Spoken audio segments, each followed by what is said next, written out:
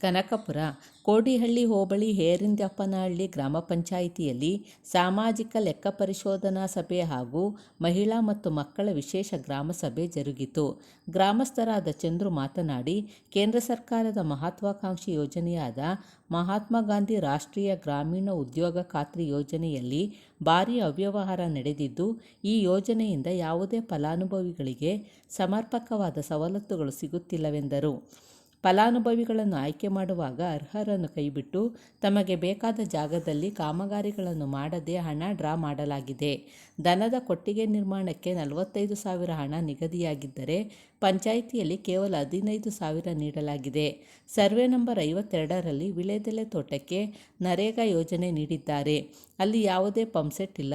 ಬೆಳೆ ಬೆಳೆಯದಿದ್ದರೂ ಹಣ ಡ್ರಾ ಮಾಡಲಾಗಿದೆ. ಶೌಚಾಲಯ ನಿರ್ಮಾಣದಲ್ಲೂ ಭಾರಿ ಅಕ್ರಮವಾಗಿದೆ ಎಂದು ಆರೋಪಿಸಿದರು. ನರೇಗಾ ಇಂಜಿನಿಯರ್ ಶಿವರಾಜ್ ಅವರು ಬಂದಿದ್ದಾರೆ, ಅವ್ರಿಗೂ ಸ್ವಾಗತವನ್ನು ಕೊಡುತ್ತೇನೆ. ಹಾಗೆ ನಮ್ಮ ಸಾಮಾಜಿಕ ಲೆಕ್ಕ ಪರಿಶೋಧನೆ ಸಿಬ್ಬಂದಿ ವರ್ಗದ ಬಂದಿದ್ದಾರೆ, ಅವ್ರಿಗೂ ಸ್ವಾಗತವನ್ನು ಕೊಡುತ್ತೇನೆ. ಹಾಗೆ ನಮ್ಮ ಗ್ರಾಮ ಪಂಚಾಯಿತಿಯಿಂದ ಬಂದಿರತಕ್ಕಂಥ ಸಾರ್ವಜನಿಕರು, ಸ್ವಸಹಾಯ ಸಂಘದ ಅವರು, ಮಹಿಳಾ ಪ್ರತಿನಿಧಿಗಳು ಹಾಗೂ ನಮ್ಮ ಪತ್ರಕರ್ತ ಮಿತ್ರರು, ಹಾಗೆ ನಮ್ಮ ನೌಕರ ಮಿತ್ರರು ಎಲ್ಲರೂ ಬಂದಿದ್ದಾರೆ. ತಮ್ಮೆಲ್ಲರಿಗೂ ಸ್ವಾಗತವನ್ನು ಕೋರುತ್ತಾ ಈ ಕಾರ್ಯಕ್ರಮವನ್ನು ಪ್ರಾರಂಭ ಮಾಡಬೇಕು ಅಂತ ಅತಿಥಿಗಳು ತಿಳ್ಕೊಳ್ತೀವಿ.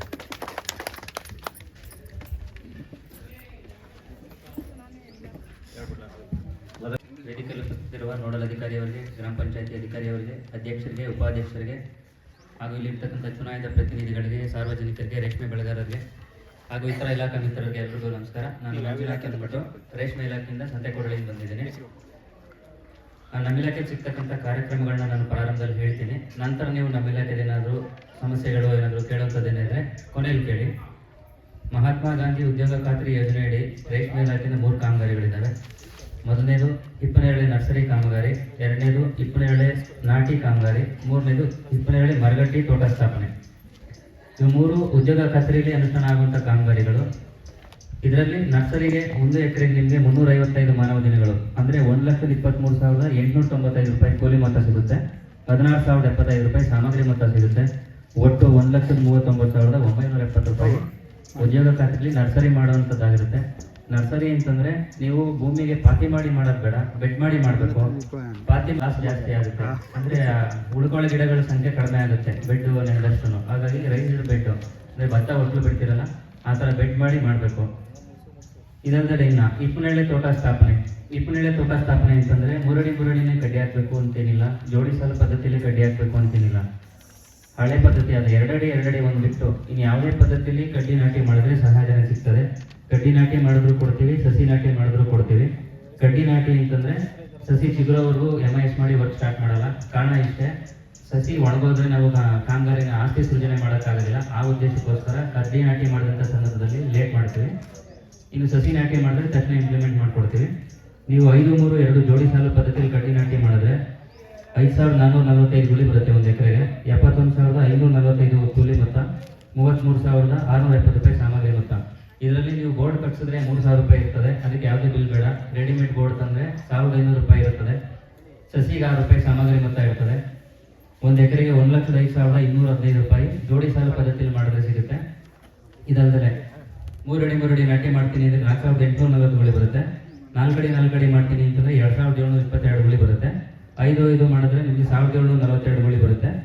6 ಅಡಿ ಮಾಡಿದ್ರೆ 1,210 ಗುಳಿ. 8 ಈ ಥರ ಮಾಡಿದ್ರೆ ನಿಮಗೆ 680 ಗುಳಿ ಬರುತ್ತೆ. ಒಂದು ಗುಳಿಗೆ ಸರಾಸರಿ 13 ರೂಪಾಯಿ ಅಂತೆ NMR ಇರ್ತದೆ. ಸಾಮಗ್ರಿ ಮೊತ್ತ ಸಸಿಗೆ 6 ರೂಪಾಯಿ, ಬೋರ್ಡ್ಗೆ 1,500 ಅಥವಾ ನೀವು ಕಡಪಾಕಲ್ಲನ್ನು ಉಪಯೋಗಿಸಿದ್ರೆ 500 ರೂಪಾಯಿ, ಕಟ್ಸಿದ್ರೆ 3,000 ರೂಪಾಯಿ ಸಾಮಗ್ರಿ ಮೊತ್ತ ಇರ್ತದೆ. ಇನ್ನು ಇದಲ್ಲದೆ ಮರಗಡ್ಡಿ ನಾಟಿ ಮಾಡ್ತೀನಿ ಅಂದರೆ 10 ಅಡಿ ನಾಟಿ ಮಾಡಿ ಮರಕೃಷಿ ಪದ್ಧತಿಯಲ್ಲಿ ನೀವು ಮರಗಡ್ಡಿ ಸಸಿ ಸ್ಥಾಪನೆ ಮಾಡಬೇಕಾಗ್ತದೆ ತೋಟ ಸ್ಥಾಪನೆಯನ್ನು. ಇದಕ್ಕೆ ನಿಮಗೆ 137 ಮಾನವ ದಿನ ಅಂದರೆ 47,813 ರೂಪಾಯಿ ಕೂಲಿ ಮೊತ್ತ, 18,640 ರೂಪಾಯಿ ಸಾಮಗ್ರಿ ಮೊತ್ತ, ಒಟ್ಟು 66,454 ರೂಪಾಯಿ ನಿಮಗೆ ನರೇಗಾದಲ್ಲಿ ಮರಗಡ್ಡಿ ತೋಟ ಸ್ಥಾಪನೆ ಮಾಡೋದು ಸಿಗುತ್ತೆ. ಇನ್ನು ಇದಲ್ಲದೆ ಇಲಾಖಾ ಕಾರ್ಯಕ್ರಮಗಳಾದಂತಹ ಉಳು ಸಾಕಾಣಿಕೆ ಮನೆಗೆ ಸಹಾಯಧನ ಕೊಡ್ತೀವಿ. ಉಳು ಸಾಕಾಣಿಕೆ ಮನೆ ಬಂದು 3 ಅಳತೆಯಲ್ಲಿ ಸಿಗ್ತದೆ. ಮೊದಲನೇದು ಬಂದು 15 ಅಡಿ ಉದ್ದ, 15 ಅಡಿ ಅಗಲ, 50 ಮೊಟ್ಟೆ ಉಳು ಸಾಕಾಣಿಕೆ ಮಾಡುವಂಥ ಸಾಮರ್ಥ್ಯ ಇರ್ತದೆ. ಇದು ಸಾಮಾನ್ಯ ವರ್ಗದವರಿಗೆ 67,500 ರೂಪಾಯಿ, SC ST ಅವರಿಗೆ 81,000 ರೂಪಾಯಿ ಕೊಡ್ತೀವಿ. ಇದಕ್ಕೆ ಅರ್ಧ ಎಕರೆ ಪಾಣಿ ಇರಬೇಕು, ಒಳ್ಳೆ ತೋಟ ಇರಬೇಕು, ಫಲಾನುಭವಿ ಜೀವಂತವಾಗಿರಬೇಕು. ಇದಾದ ನಂತರ ಇನ್ನು ಸ್ವಲ್ಪ ದೊಡ್ಡದು ಸಾಮರ್ಥ್ಯ ಇರುವಂಥ ಹುಳು ಸಾಕಾಣಿಕೆ ಮನೆ ಅಂದರೆ 30 ಅಡಿ ಉದ್ದ 20 ಅಡಿ ಅಗಲ, ಇದು 600 ಅಡಿ ಬರ್ತದೆ. ಇದಕ್ಕೆ ಇಲಾಖೆಯಿಂದ 1 ಎಕರೆ ಹಿಪ್ಪನೇರಳೆ ತೋಟ, ಪಾಣಿ ಇರಬೇಕು, ಫಲಾನುಭವಿ ಇರಬೇಕು. ಇದಕ್ಕೆ ಸಾಮಾನ್ಯ ವರ್ಗದವರಿಗೆ 2,43,750 ರೂಪಾಯಿ ಕೊಡ್ತೀವಿ. SC ST ಅವರಿಗೆ 2,92,500 ರೂಪಾಯಿ ಕೊಡ್ತೀವಿ. ಇನ್ನು ಸ್ವಲ್ಪ ದೊಡ್ಡದು ಅಂತಂದರೆ 1000 ಚದರ ಅಡಿ, 50 ಅಡಿ ಉದ್ದ 20 ಅಡಿ ಅಗಲ ಬರ್ತದೆ. 200 ಮೊಟ್ಟೆಯಿಂದ 250 ಮೊಟ್ಟೆ ಬೇಯಿಸುವಂತಹ ಸಾಮರ್ಥ್ಯ ಇರ್ತದೆ. ಇದಕ್ಕೆ ಸಾಮಾನ್ಯ ವರ್ಗದವರಿಗೆ 1 ಎಕರೆ 20 ಗುಂಟೆ ಪಾಣಿ ಹಿಪ್ಪನೇರಳೆ ತೋಟ ಇರಬೇಕು. SC ST ಅವ್ರಿಗೂ ಅಷ್ಟೇ. ಸಹಾಯಧನ ಬಂದು ಸಾಮಾನ್ಯ ವರ್ಗದವರಿಗೆ 3,37,500 ರೂಪಾಯಿ ಕೊಡ್ತೀವಿ. SC ST ಅವರಿಗೆ 4,05,000 ರೂಪಾಯಿ ಸಹಾಯಧನ ಕೊಡ್ತೀವಿ. ಇದು ಕಳೆದ 2 ವರ್ಷದಿಂದನೂ ವರ್ಕ್ ಆರ್ಡರ್ ತಗೊಂಡು ಕಾರ್ಯಕ್ರಮ ಅನುಷ್ಠಾನ ಆಗ್ತಾ ಇರೋದ್ರಿಂದ ಹುಳು ಸಾಕಾಣಿಕೆ ಮನೆ ಕಟ್ಟುವಂಥ ಫಲಾನುಭವಿಗಳು ಬೇಸ್ಮೆಂಟ್ ಮಾಡೋ ಮುಂಚಿತವಾಗಿ, ಅಥವಾ ಅವರು ಕೆಲವರು ನಮ್ಮ ಭಾಗದಲ್ಲಿನ ರೈತರು ಅವರು ಆಯಾ ಕೇಳ್ತಾರೆ, ಅವ್ರಿಗೆ ಹೆಸರು ಬಲ ಎಷ್ಟು ಬರ್ತದೆ ಅಂದ್ಬಿಟ್ಟು, ಅದನ್ನ ನೀವು ತೀರ್ಮಾನ ಮಾಡ್ಕೊತೀರಲ್ಲ, ನಾನು ಇಷ್ಟಡಿ ಉದ್ದ ಆಗಲ ಮಾಡಬೇಕು ಅಂತಂದ್ಬಿಟ್ಟು ಆ ಕ್ಷಣದಲ್ಲಿ ನೀವು ಇಲಾಖೆಯವ್ರನ್ನ ಭೇಟಿ ಆಗಬೇಕು, ಅಥವಾ ದೂರವಾಣಿ ಮುಖಾಂತರ ಅದು ನೀವು ಕಾಂಟ್ಯಾಕ್ಟ್ ಮಾಡಿ ಮಾತಾಡಬೇಕು. ಇಷ್ಟಡಿಗೆ ಹಾಕಿಸ್ಕೊಂಡ್ರೆ ಎಷ್ಟು ಸಿಗ್ತದೆ ಅಂತಂದ್ಬಿಟ್ಟು ನೀವು ಚರ್ಚೆ ಮಾಡಿ ಫೈನಲ್ ಮಾಡ್ಕೊಂಡು ಮಾಡಬೇಕು. ಯಾಕಂದರೆ ಕೆಲವರು ನಮ್ಮಲ್ಲಿ ಎಲ್ಲ ಅಳತೆನೂ ಒಳಳತೆ ಇರ್ತದೆ. 15-15 ಇರ್ಬೋದು, 30-20 ಇರ್ಬೋದು, 50-20 ಇರ್ಬೋದು, ಇದೆಲ್ಲ ಒಳಳತೆ. ಮುಂಚೆ ಎಲ್ಲ ಪ್ರೋರೇಟ್ದಲ್ಲಿ ಕೊಡ್ತಿದ್ರು, ಮಧ್ಯೆ 1 ವರ್ಷ ಮಾತ್ರ ಕಾರ್ಯಕ್ರಮ ಇತ್ತು, ಆ ಪ್ರೋರೇಟ್ ಆಧಾರದಲ್ಲಿ ತೆಗೆದುಬಿಟ್ಟಿದ್ದಾರೆ ಈಗ. ಹಾಗಾಗಿ ನೀವು ಅನುಷ್ಠಾನ ಮಾಡೋ ಮುಂಚೆನೇ ಬೇಸ್ಮೆಂಟ್ ಮಾಡೋ ಸಂದರ್ಭದಲ್ಲಿ ಇಲಾಖೆಯವ್ರನ್ನ ಭೇಟಿ ಮಾಡಿ ವರ್ಕ್ ಆರ್ಡರ್ ತಗೊಳ್ಳಿ. ಸೀನಿಯಾರಿಟಿ ಇರ್ತದೆ, ಸೀನಿಯಾರಿಟಿ ಪ್ರಕಾರ ಸಹಾಯಧನಗಳು ಸಿಗ್ತದೆ. ದ್ವಿತಳಿ ಬೆಳೆ ಬೆಳಿಬೇಕಾಗಿರ್ತದೆ, 2-3 ಬೆಳೆಗಳು ಬೆಳಿಬೇಕಾಗ್ತದೆ. ದ್ವಿತಳಿ ಬೆಳೆ ಮಾಡುವಂಥ ರೇಷ್ಮೆ ಬೆಳೆಗಾರರಿಗೆ 100 ಮೊಟ್ಟೆಗೆ 1,000 ರೂಪಾಯಿ ಚಾಕಿಂಗ್ ಸಹಾಯಧನ ಸಿಗ್ತದೆ. ಮತ್ತು ಪ್ರತಿ ಕೆಜಿಗೆ ಜೂನ್ 1ರಿಂದ ಈಚೆಗೆ 30 ರೂಪಾಯಿ ಪ್ರೋತ್ಸಾಹಧನ ಸಿಗ್ತಾ ಇದೆ. ಮತ್ತು ಸೋಂಕು ನಿವಾರಕಗಳು ಉಚಿತವಾಗಿ ಸಿಗ್ತದೆ ಚಾಕಿ ತರುವ ಸಂದರ್ಭದಲ್ಲಿ ಮತ್ತು ಗೂಡು ಮಾರಾಟ ಮಾಡಿದ ನಂತರದಲ್ಲಿ. ಇದು ದ್ವಿತಳಿ ಬೆಳೆಗಾರರಿಗೆ ಮೊದಲನೇ ಆದ್ಯತೆ ಆಗಿರ್ತದೆ. CB ಬೆಳೆಗಾರರಿಗೆ ದ್ವಿತಳಿ ಬೆಳೆ ಹಾಳಾದ ಸಂದರ್ಭದಲ್ಲಿ ಅವರು ಬೆಳೆ ಏನು ನಾಶ ಆಗಿರ್ತದೆ ಅದೊಂದು ಫೋಟೋ ತಗೊಂಡು ಗೂಡನ್ ಬುಕ್ ಎತ್ಕೊಂಡ್ಬಂದ್ರೆ ಸೋಂಕು ನಿವಾರಕಗಳು ಕೊಡ್ತೀವಿ. ಸದ್ಯಕ್ಕೆ ಸೋಂಕು ನಿವಾರಕಗಳು ಖಾಲಿಯಾಗಿದೆ. ಈ ವರ್ಷಕ್ಕೆಲ್ಲ ಟೆಂಡರ್ ಮಾಡಿ ಟೆಂಡರ್ ಪ್ರಕ್ರಿಯೆ ನಡೀತಾ ಇದೆ. ಈ ತಿಂಗಳ ಅಂತ್ಯದಲ್ಲಿ ಸರಬರಾಜಾಗ್ತದೆ, ಸೋಂಕು ನಿವಾರಕಗಳು ಎಲ್ಲರಿಗೂ ಸಿಗ್ತದೆ. ಇನ್ನು ಇದಾದ ನಂತರ ಸಲಕರಣೆಗಳ ಸಹಾಯಧನ ಕೊಡ್ತಾರೆ. ಸಲಕರಣೆಗಳು ಅಂತಂದರೆ ಸೋಲಾರ್ ಲೈಟ್ ಕೊಡ್ತಾರೆ. ಅದು 3 ಬಲ್ಬ್ 5 ಬಲ್ಬ್ ಇರ್ತದೆ. UPS ಥರದೊಂದು ಬ್ಯಾಟ್ರಿ ಮತ್ತು 5 ಬಲ್ಬ್ ಒಂದು ಸೆಟ್ ಇರ್ತದೆ. ಸೋಲಾರ್ ಲೈಟ್ ಕೊಡ್ತಾರೆ. ಕಡ್ಡಿ ಕಟ ಮಾಡೋದಕ್ಕೆ ಬ್ರಷ್ ಕಟಾರ್ ಕೊಡ್ತಾರೆ. ಪವರ್ ಸ್ಪ್ರೇಯರ್ ಕೊಡ್ತಾರೆ ಸೋಂಕು ನಿವಾರಣೆ ಮಾಡೋದಕ್ಕೆ. ಮತ್ತು ತೋಟಗಳಿಗೆ ಔಷಧಿ ಸಿಂಪಡಣೆ ಮಾಡೋದಕ್ಕೆ ಬ್ಯಾಟ್ರಿ ಸ್ಪ್ರೇಯರ್ಗಳು ಕೊಡ್ತಾರೆ. ಸಿಕೈಜರ್ಗಳು ಕೊಡ್ತಾರೆ. ಪ್ಲಾಸ್ಟಿಕ್ ಚಂದ್ರಿಕೆ ಕೊಡ್ತಾರೆ. ಶೇಡ್ ನೆಟ್ ಕೊಡ್ತಾರೆ. ಇದೆಲ್ಲ ಸಬ್ಸಿಡಿ ಆಧಾರಿತವಾಗಿರೋ ಕಾರ್ಯಕ್ರಮ ಆಗಿರೋದ್ರಿಂದ ಸಾಮಾನ್ಯ ವರ್ಗದವರು 25% ಕಟ್ಟಬೇಕು. 75% ಸರ್ಕಾರದಿಂದ ಸಹಾಯಧನ ಸಿಗ್ತದೆ. SC ST ಅವರಿಗೆ 10% ಭಾಗ ರೈತರ ಭಾಗ ಇರ್ತದೆ. ಇನ್ನು 90 ಭಾಗ ಇಲಾಖಾ ಸಹಾಯಧನ ಇರ್ತದೆ. ಈಗ ಇದಾದ ನಂತರ ಹನಿ ನೀರಾವರಿಗೆ ಸಹಾಯಧನ ಇರ್ತದೆ. ಎಲ್ಲ ವರ್ಗದವ್ರಿಗೂ ಒಂದೇ ರೀತಿಯ ಮಾರ್ಗಸೂಚಿ ಏನೋ ಇದೆ. ಇದರಲ್ಲಿ ಒಬ್ಬರಿಗೆ ಕನಿಷ್ಠ 5 ಹೆಕ್ಟೇರ್ವರೆಗೂ ಸಹಾಯಧನ ತಗೊಳ್ಳೋಕ್ಕೆ ಅವಕಾಶ ಇದೆ. ಹನಿ ನೀರಾವರಿಗೆ 1 ಎಕರೆಗೆ ಗೂಳಿ ಆಧಾರದ ಮೇಲೆ, ಅಥವಾ ಸಸಿಗೆ ಕೆಲವರು ಜೋಡಿ ಸಾಲು ಮಾಡಿರ್ತಾರೆ, 4x4 ಮಾಡಿರ್ತಾರೆ. ಇನ್ನು ಕೆಲವರು 5 ಅಡಿ 5 ಅಡಿ ಮಾಡಿರ್ತಾರೆ. ಅಂತ ಜಾಸ್ತಿ ಮಾಡ್ಕೊಂಡು ಮಾಡಿರೋ ಸಂದರ್ಭದಲ್ಲಿ ಸಹಾಯಧನಗಳು ವ್ಯತ್ಯಾಸ ಆಗ್ತದೆ. ಕನಿಷ್ಠ 25,000ರಿಂದ ಗರಿಷ್ಠ 48,000ವರೆಗೂ 1 ಎಕರೆಗೆ ಸಹಾಯಧನ ಸಿಗ್ತದೆ. ಗರಿಷ್ಠ 5 ಹೆಕ್ಟೇರ್ವರೆಗೂ ತಗೊಳ್ಬೋದು. ಮೊದಲ 2 ಹೆಕ್ಟೇರ್ಗೆ 90% ಸಹಾಯಧನ ಇರ್ತದೆ. ನಂತರ 50% ಇರ್ತದೆ. ಇದಿಷ್ಟು ನಮ್ಮ ಇಲಾಖೆಯಲ್ಲಿ ಸಿಗ್ತಕ್ಕಂಥ ಕಾರ್ಯಕ್ರಮಗಳು. ಇಷ್ಟು ಹೇಳ್ತಾ ನಮ್ಮ ಇಲಾಖೆ ಏನಾದರೂ ನೀವು ಕೇಳ್ಬೋದು. ಅವ್ರು ಒಬ್ಬರು ನೋಡಿದ್ರೆ ಒಬ್ರು ಇನ್ಫೆಕ್ಷನ್ ಆಗುತ್ತೆ. ಅವ್ರು ತಗೊಂಡವ್ರೆ, ನಾವೇ ತಗೊಂಡಿಲ್ಲ ಅಂತ ತಗೊಂಡಿದ್ದೀರಾ ಎಲ್ಲ ಗೊತ್ತಾಗದಂಗೆ. ಅದು CPS ಮಾಡ್ಬಿಟ್ಟು ಬಿಟ್ಬಿಡು ಅಂತಂತವಾಗಿ ಕೊಡ್ತೀರಾ? ಇಲ್ಲ, ಮನೆ ಕಟ್ಟಿ ರೆಡಿ ಇರಬೇಕು. ಕೆಲವ್ರು ಏನ್ ಮಾಡ್ತಾರೆ, ಒಂದೇ ಸಾರಿ ಇಬ್ರು ಬೇಸ್ಮೆಂಟ್ ಮಾಡ್ತಾರೆ. ಕೆಲವ್ರು ಬೇಗ ಕಟ್ತಾರೆ, ಕೆಲವ್ರು ಲೇಟ್ ಮಾಡ್ತಾರೆ. ಅಂತ ಸಂದರ್ಭದಲ್ಲಿ ಕಟ್ಟಡ ರೆಡಿಯಾಗಿ ಯಾರು ಹುಳು ಸಾಕಾಣಿಕೆ ಮಾಡ್ತಾರೆ ಮೊದಲು ತರಾನೇ ಬಟ್ ವರ್ಕ್ ಆರ್ಡರ್ ತಗೋಬೇಕು. ಕೆಲವ್ರು ಏನ್ ಮಾಡ್ತಾರೆ, 49-25 ಮಾಡ್ಬಿಡ್ತಾರೆ. 50 ಅಡಿಗೆ 1 ಅಡಿ ವ್ಯತ್ಯಾಸ ಆಗ್ಬಿಡ್ತದೆ. ಓಡಾಟ ಕಡಿಮೆ ಇರೋದು ಪ್ರೋರೇಟ ಬೇಸಿಸ್ ಇರೋದ್ರಿಂದ. ಹೌದು, ಸಲಕರಣೆಗಳಿರ್ಬೋದು, ಹುಳು ಸಾಕಾಣಿಕೆ ಮನೆ ಇರ್ಬೋದು, ಇವೆಲ್ಲ ಸೀನಿಯಾರಿಟಿ ಆಧಾರದ ಮೇಲೆ ಇಂಪ್ಲಿಮೆಂಟ್ ಆಗುವಂಥದ್ದು. ನರೇಗಾ ಮಾತ್ರ ಈ ವರ್ಷ ಏನು ಮಾಡ್ತಿದ್ವಿ ಅಂತಂದರೆ, ಫಲಾನುಭವಿಗಳು ಬಂದ ತಕ್ಷಣ ಕಾಮಗಾರಿ ಅನುಷ್ಠಾನ ಮಾಡ್ತಿದ್ವಿ. ಮುಂದಿನ ವರ್ಷದಿಂದ ಆನ್ಲೈನ್ ಕ್ರಿಯಾಯೋಜನೆ ಇರೋದ್ರಿಂದ ಮುಂದಿನ ವರ್ಷ ಸಸಿ ನಾಟಿ ಮಾಡೋವಂಥವ್ರು ಅಥವಾ ನರೇಗಾ ಕಾಮಗಾರಿಗಳು ತಗೊಳ್ಳೋವಂಥವ್ರು ಈಗಲೇ ಹೆಸರು ಕೊಡಬೇಕಾಗಿರೋದ್ರಿಂದ, ಯಾರಾದರೂ ರೇಷ್ಮೆ ನಾಟಿ ಮಾಡೋವಂಥವ್ರು, ನರೇಗಾ ನಮ್ಮಲ್ಲಿ ಕಾಮಗಾರಿಗಳು ಮಾಡೋವಂಥ ರೇಷ್ಮೆ ಬೆಳೆಗಾರರು ಮುಂಚಿತವಾಗಿ ಇಲಾಖೆಗೆ ಒಂದು ಪಾಣಿ ಜೆರಾಕ್ಸು, ಜಾಬ್ ಕಾರ್ಡ್ ಜೆರಾಕ್ಸ್ ಕೊಟ್ಬಿಟ್ಟು ನೋಂದಾಯಿಸ್ಕೊಳ್ಳಿ. ಅದನ್ನು ಆನ್ಲೈನಲ್ಲಿ ಅವಕಾಶ ಮಾಡಿಕೊಡ್ತಾರೆ. ರೇಷ್ಮೆ ಬೆಳೆಗಾರರು ಆ ನೋಂದಣಿ ಮಾಡ್ಕೊಳ್ಳೋಕೆ ಅವಕಾಶ ಇರ್ತದೆ, ಇಲಾಖೆಯಿಂದ ನೋಂದಣಿ ಮಾಡಲಿಕ್ಕೆ ಅವಕಾಶ ಇರ್ತದೆ. ಈ ಎರಡರಲ್ಲಿ ಯಾವುದಾದ್ರೂ ಒಂದರಲ್ಲಾದರೂ ಫಲಾನುಭವಿ ನೋಂದಣಿ ಮಾಡ್ಕೊಂಡಿದ್ರೆ ಮಾತ್ರ ನಾವು ಮುಂದಿನ ವರ್ಷದಿಂದ ನರೇಗಾ ಇಂಪ್ಲಿಮೆಂಟ್ ಮಾಡೋಕ್ಕಾಗ್ತದೆ. ಇಲ್ಲ ಅಂತಂದರೆ ಮತ್ತೆ ಅವ್ರು ಅವಕಾಶ ಕೊಡೋವರೆಗೂ ಕಾಯಬೇಕು, ಅಲ್ಲಿವರೆಗೂ ಕಾಮಗಾರಿ ಅನುಷ್ಠಾನ ಮಾಡೋಕ್ಕಾಗೋದಿಲ್ಲ. ಸೊ ನರೇಗಾ ಯಾರಾದರೂ ನಾಟಿ ಮಾಡೋಂಥದ್ದಿದ್ರೆ ಮುಂಚಿತವಾಗಿ ನೋಂದಾಯಿಸ್ಕೊಳ್ಳಿ. ಇಲ್ಲೂ ಹೆಸರು ಕೊಡೋರಿದ್ರೆ ಇಲ್ಲೂ ಹೆಸರುಗಳು ಕೊಡ್ಬೋದು. ಅವಕಾಶ ಇದೆ ಅಂದ್ರೆ 7 ವರ್ಷ ಆದ್ಮೇಲೆ ಅವ್ರು ಕೊಡ್ಬೋದು. ಸಾಮಾನ್ಯ ವರ್ಗದವ್ರದ್ದು ಇನ್ನೂ ಅದು ಆದೇಶ ಆಗಿಲ್ಲ, ಆದೇಶ ಆದ ನಂತರ ಹೇಳ್ತೀವಿ. ಹನಿ ನೀರಾವರಿನ ಕಂಪ್ನಿಯವರೇ ಮಾಡ್ಕೊಡ್ಬೇಕಂತೇನಿಲ್ಲ, ರೇಷ್ಮೆ ಬೆಳೆಗಾರರು ಮಾಡ್ಕೋಬಹುದು. ಆದ್ರೆ ಸರ್ಕಾರ ನೋಂದಾಯಿಸಿರುವಂತ ಗುರುತಿಸಿರೋ ಕಂಪ್ನಿಗಳಲ್ಲೇನೆ ಹನಿ ನೀರಾವರಿ ಅಳವಡಿಸ್ಕೋಬೇಕು.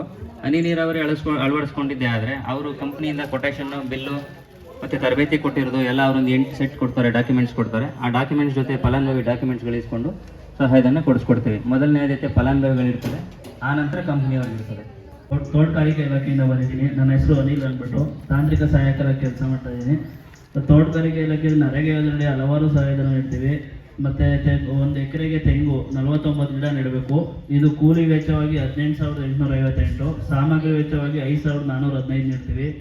ಮತ್ತು ಮಾವು ಬಂದು 1 ಎಕರೆಗೆ 40 ಗಿಡ ನೆಡಬೇಕು. ಇದು ಕೂಲಿ ವೆಚ್ಚವಾಗಿ 15,666, ಸಾಮಗ್ರಿ ವೆಚ್ಚವಾಗಿ 5,106 ನೀಡ್ತೀವಿ. ಮತ್ತು ಬಾಳೆ ಬಂದು 1 ಎಕರೆಗೆ 1,234 ಗಿಡ ನೆಡಬೇಕು. ಕೂಲಿ ವೆಚ್ಚವಾಗಿ 57,083, ಸಾಮಗ್ರಿ ವೆಚ್ಚವಾಗಿ 15,796. ಮತ್ತು ಇದಲ್ಲದೆ ಗುಲಾಬಿ ಗಿಡ ಇದು 1 ಎಕರೆಗೆ 2,000 ಗಿಡ ನೆಡಬೇಕು. ಇದು ಕೂಲಿ ವೆಚ್ಚವಾಗಿ 90,120, ಸಾಮಗ್ರಿ ವೆಚ್ಚವಾಗಿ 22,616 ನೀಡ್ತೀವಿ. ಮತ್ತು ನುಗ್ಗೆ ಗಿಡ ಬಂದು 1 ಎಕರೆಗೆ 378 ಗಿಡ ನೆಡಬೇಕು. ಇದು ಕೂಲಿ ವೆಚ್ಚವಾಗಿ 18,512, ಸಾಮಗ್ರಿ ವೆಚ್ಚವಾಗಿ 5,518 ನೀಡ್ತೀವಿ. ಮತ್ತು ನಿಂಬೆಹಣ್ಣು ಬಂದು 1 ಎಕರೆಗೆ 111 ಗಿಡ ನೆಡಬೇಕು. ಇದು ಕೂಲಿ ವೆಚ್ಚವಾಗಿ 13,292, ಸಾಮಗ್ರಿ ವೆಚ್ಚವಾಗಿ 3,330 ನೀಡ್ತೀವಿ. ಮತ್ತು ವಿಳ್ಯದೆಲೆ ಬಂದು 1/2 ಎಕರೆಗೆ 400 ಗಿಡ ನೆಡಬೇಕು. ಇದು ಕೂಲಿ ವೆಚ್ಚವಾಗಿ 18,024, ಸಾಮಗ್ರಿ ವೆಚ್ಚವಾಗಿ 7,755 ನೀಡ್ತೀವಿ. ಮತ್ತು ಕರಿಬೇವು ಬಂದು 1/2 ಎಕರೆಗೆ 444 ಗಿಡ ನೆಡಬೇಕು. ಇದು ಕೂಲಿ ವೆಚ್ಚವಾಗಿ 50,949, ಸಾಮಗ್ರಿ ವೆಚ್ಚವಾಗಿ 7,406 ನೀಡ್ತೀವಿ. ಮತ್ತು ನೇರಳೆ ಹಣ್ಣು ಬಂದು 1 ಎಕರೆಗೆ 40 ಗಿಡ ನೆಡಬೇಕು. ಇದು ಕೂಲಿ ವೆಚ್ಚವಾಗಿ 15,666, ಸಾಮಗ್ರಿ ವೆಚ್ಚವಾಗಿ 3,692 ನೀಡ್ತೀವಿ. ಮತ್ತು ಪಪ್ಪಾಯ ಬಂದು 1 ಎಕರೆಗೆ 1,234 ಗಿಡ ನೆಡಬೇಕು. ಇದು ಕೂಲಿ ವೆಚ್ಚವಾಗಿ 57,083, ಸಾಮಗ್ರಿ ವೆಚ್ಚವಾಗಿ 14,549 ನೀಡ್ತೀವಿ. ಮತ್ತು ಮಲ್ಲಿಗೆ ಗಿಡ ಬಂದು 1 ಎಕರೆಗೆ 640 ಗಿಡ ನೆಡಬೇಕು. ಇದು ಕೂಲಿ ವೆಚ್ಚವಾಗಿ 68,109, ಸಾಮಗ್ರಿ ವೆಚ್ಚವಾಗಿ 8,660 ನೀಡ್ತೀವಿ. ಮತ್ತು ಬಟರ್ ಫ್ರೂಟ್ ಬೆಣ್ಣೆಹಣ್ಣು ಬಂದು 1 ಎಕರೆಗೆ 111 ಗಿಡ ನೆಡಬೇಕು. ಇದು ಕೂಲಿ ವೆಚ್ಚವಾಗಿ 39,368, ಸಾಮಗ್ರಿ ವೆಚ್ಚವಾಗಿ 9,756 ನೀಡ್ತೀವಿ. ಮತ್ತು ಕೋಕೋ ಹಣ್ಣು ಬಂದು 1 ಎಕರೆಗೆ 274 ಗಿಡ ನೆಡಬೇಕು. ಇದು ಕೂಲಿ ವೆಚ್ಚವಾಗಿ 13,826, ಸಾಮಗ್ರಿ ವೆಚ್ಚವಾಗಿ 9,955 ನೀಡ್ತೀವಿ. ಮತ್ತು ಸೀಬೆಹಣ್ಣು ಬಂದು 1 ಎಕರೆಗೆ 160 ಗಿಡ ನೆಡಬೇಕು.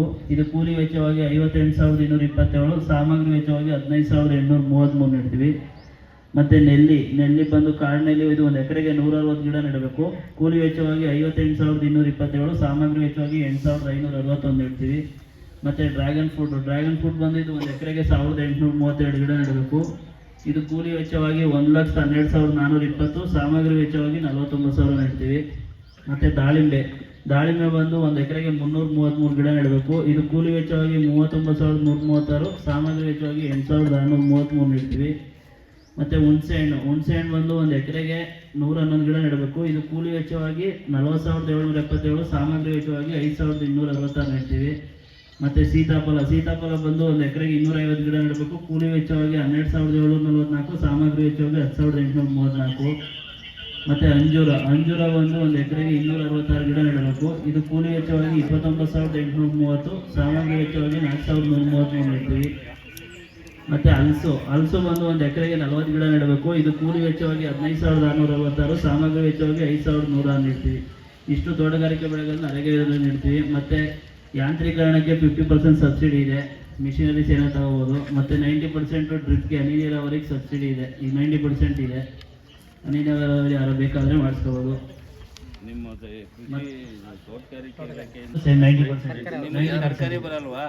ತರಕಾರಿ ಬರಲ್ವಾ ನಿಮ್ಗೆ? ತರಕಾರಿ ಬರಲ್ಲ. ತರಕಾರಿ ನರೇಗಾ ಬಿಟ್ಟು ನಿಮ್ಮ ಇಲಾಖೆಯಿಂದ ಸಹಾಯ ಆಗೋದು ಹೇಳಿ. ತರಕಾರಿಗೂ ಕೊಡ್ತಾರೆ, ಬಟ್ ಅದು ಲಿಮಿಟೆಡ್. ಅದು ಬರುತ್ತೆ ಸ್ಕೀಮ್ ಬಂದಾಗ ಒಂದು 20,000 ತೋಟಗಾರಿಕೆ ಇದೆಯಾ, ಇನ್ನೊಂದು ಇಲಾಖೆಯಲ್ಲಿ ಯಾವ್ದ್ರಲ್ಲಿ ಇದೆಯಾ?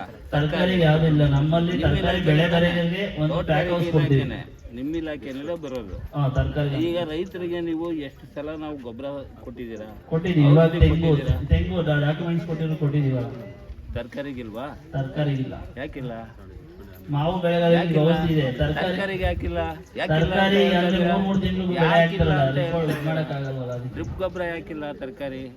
ತರಕಾರಿಗೆ ಇದೆ, ಅದನ್ನ ತೆಂಗು ಕೊಟ್ಟಿದ್ದೀವಿ ಅದನ್ನ ಇವಾಗ. ಹೇಳಿ ಸರ್, ಇಲ್ಲಿ ನಮ್ಮ ಭಾಗದಲ್ಲಿ ಏನು ಬೆಳಿಬೋದು ಅದಕ್ಕೆ ಆದ್ಯತೆ ಕೊಡಿ. ಅದು ಈಗ ಏನ್ ಶುದ್ಧ ಕೇಳಿದ್ರೆ ಓದ್ರಿ, ಆಗ್ತದೆ. ಒಂದ್ ನಿಮಿಷ ಸಂತೋಷ, ನಿಮ್ಮಲ್ಲಿ ಏನಿದೆ ಏನಿದೆ ಅದನ್ನ ಅದು ಓದಿರಿ. ಏನಿದೆ ಅದನ್ನು ಓದಿರಿ. ಈ ಭಾಗದಲ್ಲಿ ಈ ರಾಮನಗರ ಡಿಸ್ಟಿಕಲ್ಲಿ ಏನಿದೆ ಅದಕ್ಕೆ ಕೊಡಿ. ರೈತ ಬದುಕ್ತಾನೆ. ಅದು ತೆಂಗು ಗೀತು ಕೊಟ್ಟಿದ್ದೀವಿ ಅಷ್ಟೇ. ರೈತ ನೀವು ಬರೀ ತೆಂಗು ಅಂದ್ರೆ ತೆಂಗು ಬಾಳೆಗೂ ಕೊಟ್ಟಿದ್ದೀವಿ ಇವಾಗ. ಈಗ ನಮ್ಮ ಭಾಗದಲ್ಲಿ ಉದಾಹರಣೆ ಕೊಳಗಂಡಳಿಗೆ ಹೋಗಿ ಅಲ್ಲೆಲ್ಲ ತರಕಾರಿ ಬೆಳೀತಾರೆ, ಹೂವು ಹಾಕ್ತಾರೆ. ಹಾ. ಬನ್ನಿ ತಮಿಳ್ನಾಡು ಬನ್ನಿ, ಎಷ್ಟು ಗೊತ್ತಾ? ಒಂದು ಡ್ರಿಪ್ ಪೈಪು 400 ಮೀಟ್ರು 2200. ಇಲ್ಲಿ 300 ಮೀಟ್ರ್ ಎಷ್ಟು ಗೊತ್ತಾ? 2800. ಈ 90% ಒಂದು ಸಬ್ಸಿಡಿ. ನಿಮಿಷ ನಾನು ಹೇಳ್ಬಿಡ್ತೀನಿ, ಆಮೇಲೆ ನೀವು ಉತ್ತರ ಕೊಡಿ. ಎಷ್ಟು ಸರ್ಕಾರ ಯಾವ ಥರ ಹೆಂಗೆ ಮಾಡ್ತದೆ ಅಂದರೆ, ಭಾಗದ್ದು ಸೆಂಟ್ರು ಭಾಗ ಬರೀ 8 ಕಿಲೋಮೀಟ್ರ್ ಅಷ್ಟೇ. 400 ಮೀಟ್ರ್ ಡ್ರಿಪ್ ಪೈಪ್ ಎಷ್ಟು ಹೇಳಿ? ರೈತನ ಕೊಡ್ತಾ ಇರೋದು 2200 ರೂಪಾಯಿ ನಾವು ತೊಗೊಂಡ್ರೆ. ಇಲ್ಲಿ 300 ಮೀಟ್ರ್ ಪೈಪ್ ಎಷ್ಟು ಹೇಳಿ? 2800. ಅದನ್ನು ಎಲ್ಲಿ ಅಲ್ಲಿ ಸಬ್ಸಿಡಿ ಎಲ್ಲಿ ಫ್ರೀಯಾಗಿ ಜನಗಳಿಗೆ ಇದೆ, ಏನ್ ಮಾಹಿತಿ 90% ಕೊಡ್ತಾ ಇದ್ದೀರಾ ನೀವು? 90% ಸಬ್ಸಿಡಿ ಇದೆ. ವರ್ಷದಲ್ಲಿ ಸಬ್ಸಿಡಿನ ನೀವು ತರಕಾರಿ ಬೆಳೆಗಾರರು ಕೊಡ್ತಾ ಇದೀವಿ.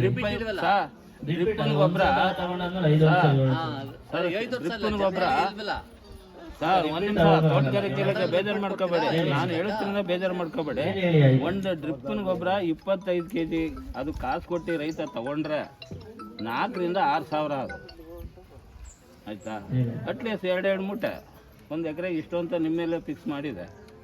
ಇವಾಗ ತೆಂಗು ಬೆಳೆಗಾರ ಬೇವಿನ ಹಿಂಡಿ ನೀವು ಮತ್ತೆ ಬರೀ ತೆಂಗಿನಕಾಯಿ ಹೋಗ್ಬೇಡಿ ಸ್ವಾಮಿ, ನೀವು ಬರೀ ತೆಂಗಿನಕಾಯಿ ಗಿಡಕ್ಕೆ ಚೀಪೆ ಗಿಡಕ್ಕೆ ಹೋಗ್ಬೇಡಿ, ಇದಕ್ಕೂ ಬನ್ನಿ, ಇದಕ್ಕೂ ಆದ್ಯತೆ ಕೊಡಿ. ನೋಡಿ, ನಿಮ್ಮ ಮೇಲ್ ಆಫೀಸರು ಶಿವನಾಯ್ಕ ಯಾರೋ ಅವರು ಅವ್ರನ್ನ ನಿಮ್ಮ ಮೇಲ್ ಆಫೀಸರ್ ಹತ್ರ ಮಾಡಿ, ಹಿಂಗೊಬ್ಬ ರೈತರು ಪ್ರಶ್ನೆ ಮಾಡವ್ರ ಈ ಥರ ಎಲ್ಲ ಕೇಳಿದ್ರು ಅಂತ ಅರ್ಥ ಮಾಡ್ಕೊಂಡ್ರ? ನೀವು ಇಲ್ಲಿವರೆಗೂ 2 ವರ್ಷ ಆಯ್ತು, ನಮ್ಗಿನ್ನೂ ಗೊಬ್ಬರ ಬರಲಿಲ್ಲ, ಗೊಬ್ಬರ ಕೊಡ್ಲಿಲ್ಲ. ಪಾಣಿ ಬೇಕೇ ತಗೊಳ್ಳಿ, ಪಾಣಿ ಇದಾರೆ.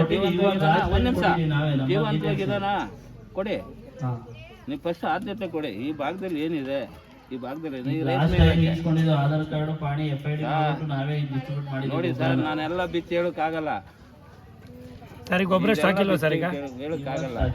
ಹೇಳಿ, ನೀವು ಅದನ್ನ ಹೇಳಿ. ಗೊಬ್ಬರ ಸ್ಟಾಕ್ ಬೀಜ, ಈ ಬೀಜ, ಈ ಥರ ಒಂದು 10-12 ಬೀಜಗಳು ನಿಮ್ಮ ಇಲಾಖೆಗೆ ಬರ್ತದೆ. ಕೊಟ್ಟಿದ್ದೀವಿ ನಾವು ಲಾಸ್ಟ್ ಎಲ್ಲಿ ಕೊಟ್ಟಿದ್ದೀರಾ?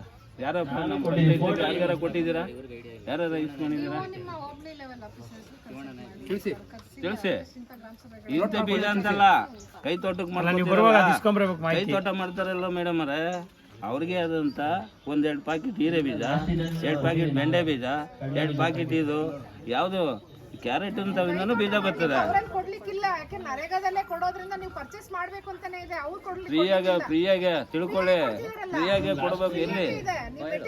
ಎಲ್ಲಿ ಅಲ್ಲಲ್ಲ ಇದೆಲ್ಲ ನೀವು ಇದಕ್ಕೆ ಬರಬೇಡಿ, ಕೈ ತೋಟಕ್ಕೆ ಬರಬೇಡಿ. ಅವ್ರ ಇಲಾಖೆಲ್ಲ ಸ್ಟಾಕ್ ಬರ್ತದ. ಅದನ್ನ ಏನು ಮಾಡ್ತಾರೆ, ಅದನ್ನ ಕೊಡದೆ ಇದು ಮಾಡಿದೆ, ಅದು ವೇಸ್ಟ್ ಆಗಿ 1 ವರ್ಷ 2 ವರ್ಷ ಆದ್ಮೇಲೆ ತಗೊಂಡೋಗಿ ಎಲ್ಲ ಹಾಕ್ತಾರೆ. ಮೇಡಮ್ ಎಲ್ಲ ಹಾಕ್ತಾರೆ. ಇವರು ಸ್ಟಾಕ್ ರೂಮ್ ಏನ್ ಮಾಡವ್ರ? 6 ಬೆಲೆ ಗೆಂಡೆ ಕೆರೆನ ಟೂಬಿನ ಕೆರೆಲ್ಲ ಅಲ್ಲಿ ಸ್ಟಾಕ್ ರೂಮ್ ಮಾಡವ್ರ. ಅಂದ್ರೆ ಸರ್, ನಿಮ್ಗೆಲ್ಲ ತಪ್ಪು ವಿಚಾರ ಹೇಳೋದು. ನಾವು ಪ್ರಶ್ನೆ ಮಾಡಿದೆ ಅಂತ ತಪ್ಪಾಗಿ ಸಾರಿ ನಡೀದು ಹೇಳಿದೆ ಅಷ್ಟೇ. CN 19 ಬೋರಾನು ಅವೆಲ್ಲ ಈಗ ಬೋರಾನ್ ಬಿಟ್ರೆ ಗಿಡ ಈ ಚಳಿಗೆ ಅದು ಡೆವಲಪ್ ಆಯ್ತದೆ. ಶೀತಕ್ಕೆ ಅದೇನಾಗುತ್ತೆ, ಕೊಡಕ್ಕಾಗಲ್ಲ ರೈತರಿಗೆ. ಗೊಬ್ಬರದ ಏನು ಸಮಸ್ಯೆ?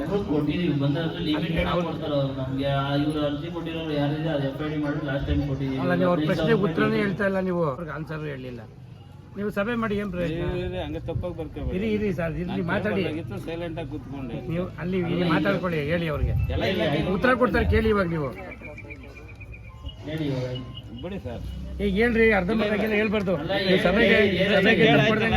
ಪ್ರಶ್ನೆ ಕೇಳಾಯ್ತಲ್ಲ, ಅದನ್ನ ಅವ್ರಿಗೆ ಏನು ಅದು ಯಾಕೆ ಅಂದ್ರೆ, ಈಗ ಶೀತಾಂಶ ಇರೋದ್ರಿಂದ ಅದು ಹೀಟ್ ಕೊಡ್ತದೆ. ಅದು ಈಗ ಮಾವು ಬೆಳೆಗಳು ಮ್ಯಾಂಗೋ ಸ್ಪೆಷಲ್ ಅಂತ ಬಂದೈತೆ. ಮಾವು ದೊಡ್ಡ ಮರ ಹೋಯ್ತದ, ಸಣ್ಣ ಮರದ ಈಗ ಮ್ಯಾಂಗೋ ಬೆಳೆಗಾರರಿಗೆ ಮಾವು ಸ್ಪೆಷಲ್ ಬಂದೈತೆ. ಈಗ ಮ್ಯಾಂಗೋ ಬೆಳೆಗಾರರಿಗೆ ಅವಕಾಶಕ್ಕೆ ಮ್ಯಾಂಗೋ ಸ್ಪೆಷಲ್ ಅಂತ ಬಂದೈತೆ. ಬೇಕಾದ್ರೆ ಕಾಂಟ್ಯಾಕ್ಟ್ ಮಾಡ್ಬೋದು. ಅಂದ್ರೆ ಅದು ಒಳ್ಳಾದ್ಮೇಲೆ ಹೊಡಿಬೇಕು, ಅದು ಸೆಪ್ರೇಟ್ ಹೊಡಿಬೇಕು. ತರಕಾರಿಗಿಲ್ವಾ? ತರಕಾರಿಗೆ ಅದು ಇದೆ, ಬಟ್ ಅಂದ್ರೆ ಇದಕ್ಕೆ ಮಾಡಕ್ಕಾಗಲ್ಲ. ಔಷಧಿ ಕೊಟ್ಟು ನಾಳೆಗೆ ಅದು ಏನು ಮಾಡ್ತೀರಾ? 2.5 ಎಕರೆ ಗಂಟಿದೆ. ರೈತ ತಗೊಂಡೋಗಿ ನೇಣು ಹಾಕೋಬೇಕಾಯ್ತದೆ. ರೈತರು 3 ಕಾಸು ಬೇಕು. ಮೊದಲು ಒಂದ್ಸಲ ಹಾಕಿರ್ತೀವಿ, ಎಷ್ಟು ಎಕರೆಗೆ ಹಾಕಿದ್ದೀರಲ್ಲ? 2 ಎಕರೆ ಇರ್ಲಿ ಯುಗಾದಿ ಮಾಡ್ಕೊಂಡಿದ್ದೀವಿ ಸರ್ವೆ ನಂಬರಲ್ಲಿ ಮತ್ತೆ ಹಾಕೊಳ್ತೀವಿ ಅಂತ ಕೊಡ್ಲಿಕ್ಕೆ ಬರಲ್ಲ. 5 ವರ್ಷ ಆದಮೇಲೆ ನಿಮ್ಗೆ 5 ಲಕ್ಷದ ಒಳಗಡೆ ತನಕ ಬಳಸ್ಕೊಳ್ಳಿಕ್ಕೆ ಏನಿದೆ ಆ ಅಮೌಂಟ್ ಏನಾದರೂ ನಿಮ್ಗೆ ಉಳ್ಕೊಂಡಿದ್ರೆ ಅದನ್ನು ನಿಮ್ಗೆ ಬಳಸ್ಕೊಳ್ಳೋದು. 5 ವರ್ಷ ಹಾಂ ಸರ್, ಲಿಮಿಟೇಷನ್ ಇದೆ. ಅಂತ ಹೇಳಿ 7 ಅಡಿಗೆ ಹಾಕ್ಬೇಕು 400 ಗಿಡ. 7 ಅಡಿ 400 ಗಿಡ ಹಾಕ್ಬೇಕು. 7 ಅಡಿ 7 ಅಡಿ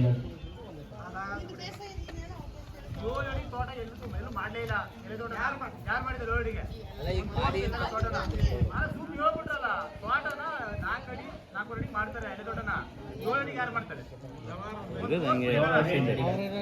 ಸೋಷಲ್ ವರ್ಕರ್ ಕೆಲಸ ಮಾಡ್ತಾ ಇದ್ದೀನಿ. ಸುಮಾರು 11 ಗಂಟೆ ಶುರುವಾಗಿ ಆಗಬೇಕಾಗಿರೋಂಥ ಗ್ರಾಮ ಸಭೆ ಇವತ್ತು 12:30 ಶುರುವಾಯಿತು. ಕಾರಣ ಜನ ಭಾಗವಹಿಸೋಕ್ಕೆ ಕಮ್ಮಿ ಇದ್ದಿದ್ದರಿಂದ. ಮಹಾತ್ಮ ಗಾಂಧಿ ರಾಷ್ಟ್ರೀಯ ಗ್ರಾಮ ಉದ್ಯೋಗ ಖಾತ್ರಿ ಯೋಜನೆ ಇವತ್ತೆಲ್ಲ ಸೇರಿದ್ದೀರ ಅಂದ್ರೆ ಹೆಚ್ಚು ರೈತ ಕುಟುಂಬದ ಅದರಲ್ಲೂ ಹೆಣ್ಮಕ್ಳು ಸೇರಿದ್ದೀರ, ತುಂಬ ಖುಷಿ ಆಗುತ್ತೆ.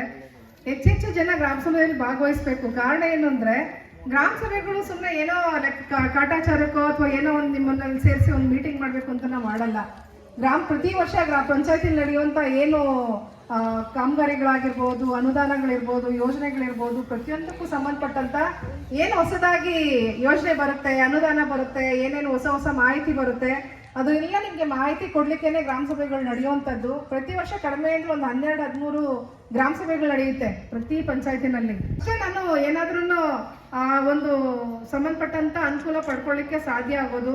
ಯಾರೋ ಮಾಡ್ಕೊಂಡಿದ್ದಾರೆ, ನಾನು ಅವ್ರು ಮಾಡ್ಕೊಂಡಿಲ್ಲ, ನನಗೆ ಸಿಗ್ಲಿಲ್ಲ ಅನ್ನೋಂಥದ್ದು ಆಗಬಾರ್ದು. ಯಾಕಂದ್ರೆ ಪ್ರತಿಯೊಬ್ಬ ಕುಟುಂಬಕ್ಕೆ ಸಂಬಂಧಪಟ್ಟಂತ ಪ್ರತಿಯೊಬ್ಬ ವ್ಯಕ್ತಿಗೂ ಕೂಡ ಪ್ರತಿಯೊಂದು ಯೋಜನೆ ಸಂಬಂಧಪಟ್ಟಂತ ಫಲಾನುಭವಿಗೆ ಸಂಬಂಧಪಟ್ಟ ಹಾಗೆ ಎಲ್ಲ ಸೌಲಭ್ಯಗಳು ಸಿಗ್ಲಿಕ್ಕೆ ಹಕ್ಕಿರುವಂಥದ್ದು. ಹಾಗಾಗಿ ಏನೇ ನಾವು ಬಳಸ್ಕೊಳ್ಬೇಕಾದ್ರೂ ನಮಗೆ ಅದು ಸಂಬಂಧಪಟ್ಟಂತ ಮಾಹಿತಿ ಸಿಗಬೇಕು. ಹಾಗಾಗಿನೇ ಕಡ್ಡಾಯವಾಗಿ ನೀವು ಗ್ರಾಮ ಸಭೆಗಳಿಗೆ ಬರಲೇಬೇಕಾಗತ್ತೆ.